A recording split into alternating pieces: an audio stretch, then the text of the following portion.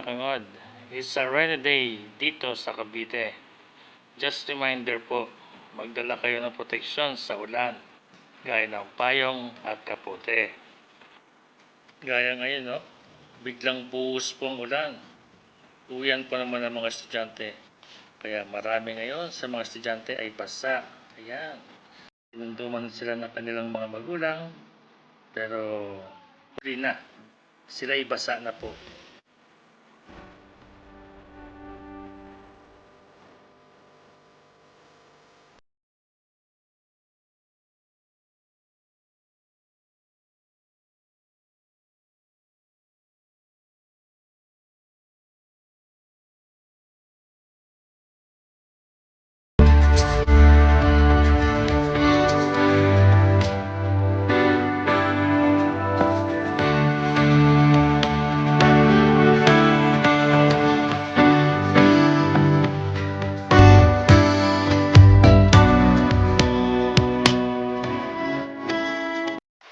Kaya habang naulan, ang iyong kangod ay sinamantala ang pagkakataon. Tayo'y nag-video na lang muna para makita natin ang kaganapan dito sa paligid. Buti na nga lang at bago bumuhos ako'y nakakita ng masisilungan dito. Ngayon, itong sinilungan ko, medyo napamarites tayo dito. At maraming kinuwento sa palipaligid sa mga nangyayari daw dito sa paligid niya.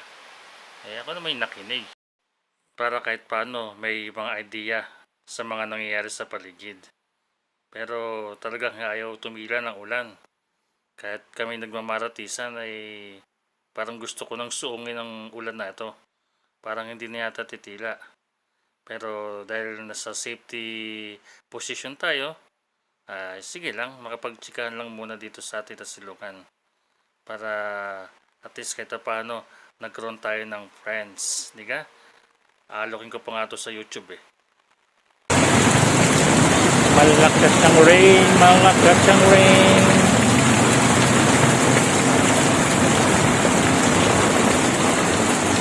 Ay, puno hindi nababasa.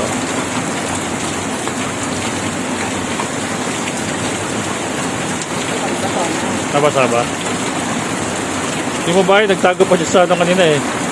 Pupuntang tayo yun sa may punong may bilog doon na green. Yung babae dumaan na naka-scooter kanina. Ay, bigyan lumakas. Basa na bago umalis eh.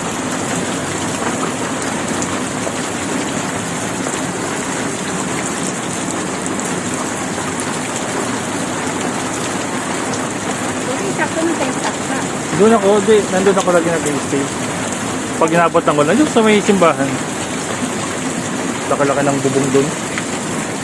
Yung ganito simbahan.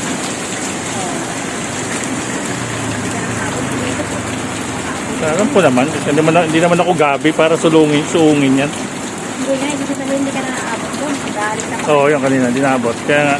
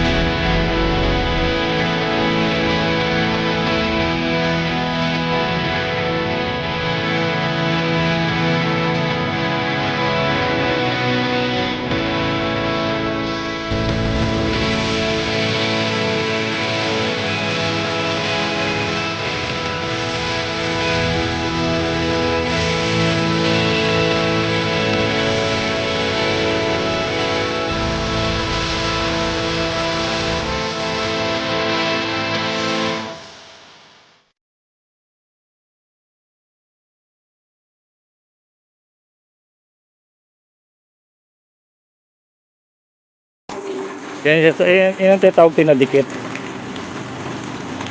Dikit. Anong dikit? Nung estudyante ako, tatawag namin yan pag Huwebes umulan, dikit na yan, dikit.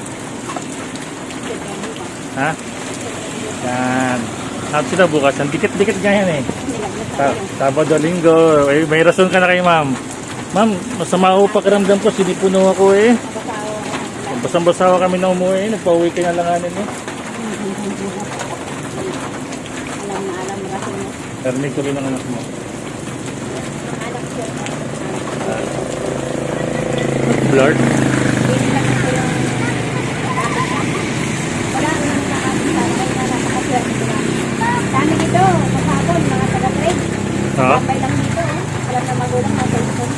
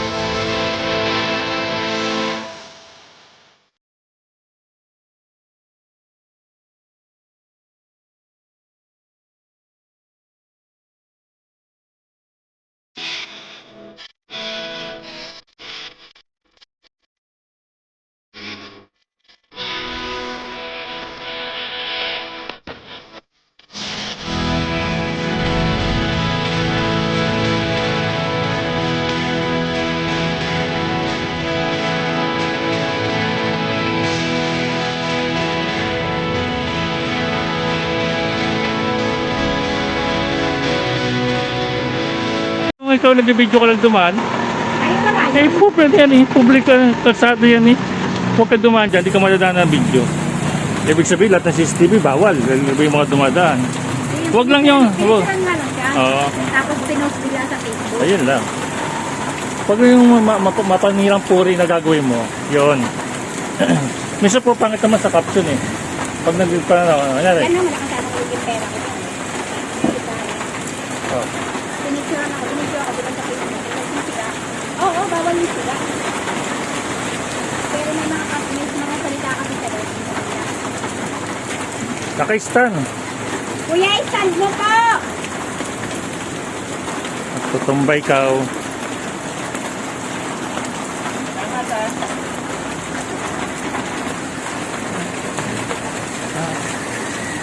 Sinuko na sila.